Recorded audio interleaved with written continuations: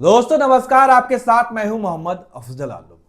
कवि William Shakespeare ने कहा था कि नाम में क्या रखा है, लेकिन आज के भारत में नाम महज एक पहचान नहीं बल्कि नाम एक सिस्टम बन चुका है। इस बात को हर एक देशवासी फील कर रहा है, महसूस कर रहा है, चाहे मुसलमान हो या हिंदू, कि नाम में कितना असर है।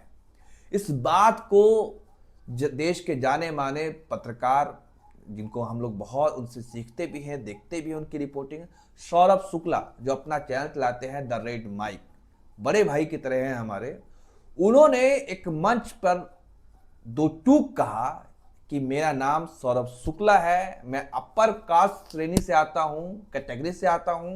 यही वजह है कि मैं बेबाकी से बेधड़क खुल करके रिपोर्टिंग कर पाता हूं। अगर मैं मुसलमान होता तो आज सलाखों के पीछे होता। जैसे मेरे कई अन्य दोस्त हैं जो शानदार काम तो करते हैं लेकिन उनको जेल जाना पड़ता है। पहले सौरभ शुक्ला को सुनिए, फिर मैं आगे की बात बताऊं। बड़े मुसलमान दोस्त पत्रकार हैं और वो जेल गए हैं, और शायद मैं यहाँ खड़ा हूँ क्योंकि मैं हिंदू हूँ और अपर कास्ट हिंदू है। कोई शर्म नहीं है, क्योंकि मुझे कई बार अधिकारियों ने कहा है कि छोड़ देते, तुम कहाँ इन लोगों के चक्कर में पड़े हो। कुछ नाम ले लो, सिद्दीक कप्पन का नाम ले लेता हूँ।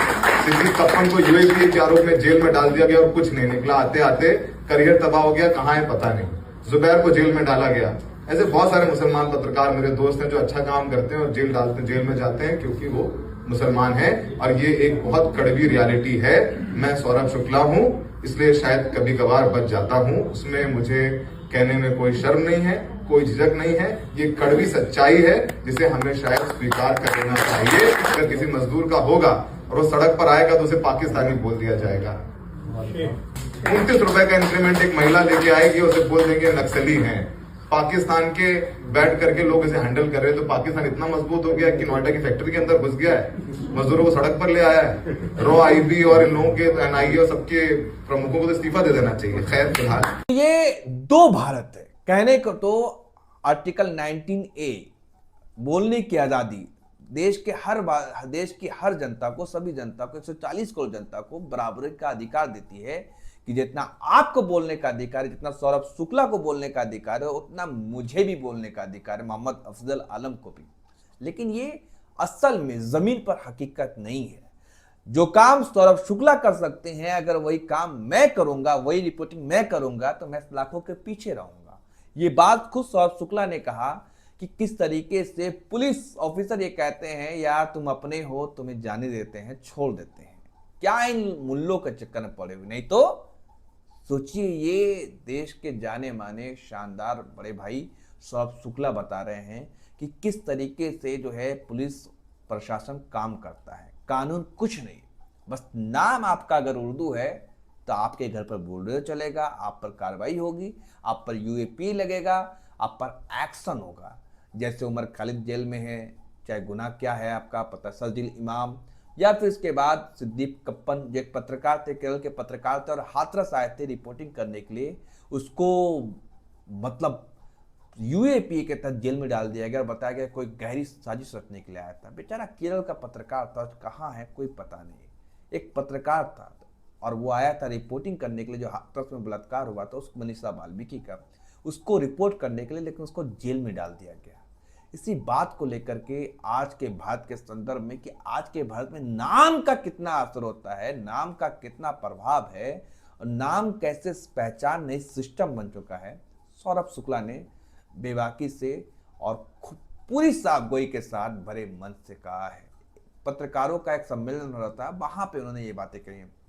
साथ ही आपको बता दें कि आप देखते होंगे कि कैसे मुसलमानों के घर पर बुलडोजर चला दिया जाता है। मोहित खान, आपको याद होगा कि अयोध्या में नाबालिग लड़की से रेप का आरोप लगता है। आरोप लगा, आरोप मुझ पे भी लग सकता है, आरोप किसी पे भी लग सकता है, कोई भी लड़की, कोई भी लड़का, किसी पर भी मर्डर का केस, बलात्कार का आरोप लग सकता है, कोई भी लगा सकता है। लेकिन आरोपी और अपराधी में अंतर होता है। जब तक कोर्ट ये प्रूफ ना कर दे कि हाँ, जिसने मुकदमा लगाया है, जिसने आरोप लगाया है वो वाकई सही है, और तब मैं अपराधी कहलाऊंगा। अगर कोर्ट ये ना कह दे कि मैं अपराधी हूं, तब तक मैं अपराधी नहीं कहलाऊंगा। लेकिन यहां होता क्या है, ना अपील, ना वकील, ना दलील, सीधे बस आरोप लगा और बुलडोजर चला दिया जाता है। मोहित खान को पर 1 महीने तक पूरी गिद्ध मीडिया डिबेट करती है, उस पर सारा ठिकरा मार देती है, सारा आरोप लगा देती है और 2 साल तक मोहित खान, बेगुनाह मोहित को जेल में रहना पड़ता है। अब फिर क्या होता है, इलाहाबाद हाई कोर्ट मोहित खान को बाइज्जत बरी कर देती है। जो उस पर आरोप लगे थे वो झूठे आरोप पाए गए और उनका घर, मकान, दुकान सब बुलडोज कर दिया गया, पूरा परिवार रोड पर आ गया।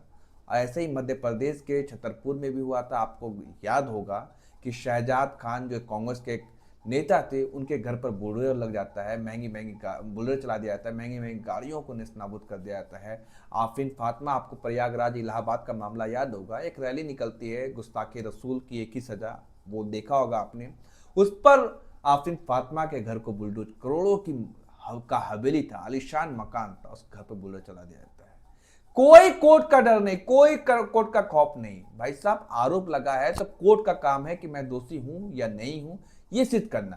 पहले आप कौन होते हो कार्रवाई करने वाले। ये पूरे देश ने देखा कि कैसे कानून का खुला उल्लंघन हो रहा है, तो इसे ही कहते हैं सिस्टम। तो विलियम शेक्सपियर ने जो कहा था कि नाम में क्या रखा है, लेकिन अब भारत में सब कुछ नाम के अनुसार चल रहा है। जो काम सौरभ शुक्ला कर रहे हैं, अगर वही काम मोहम्मद अफजल आलम भी करेगा तो मेरे पर कार्रवाई हो जाएगी, मैं जेल चला जाऊंगा। सौरभ शुक्ला है, पंडित हैं, ऊपर अपर कास्ट से आते हैं, हिंदू हैं, वो बच जाएंगे। यही है 2 देश, एक भारत, एक संविधान, लेकिन कानून अलग अलग। मुसलमान के अलग, हिंदू के लिए अलग, दलित के लिए अलग, आदिवासी के लिए अलग। बहरहाल इस पर आपकी क्या राय है कमेंट कर जरूर बताएं। क्या आपने भी कभी इस तरीके का फेस किया है तो कमेंट कर जरूर बोलें।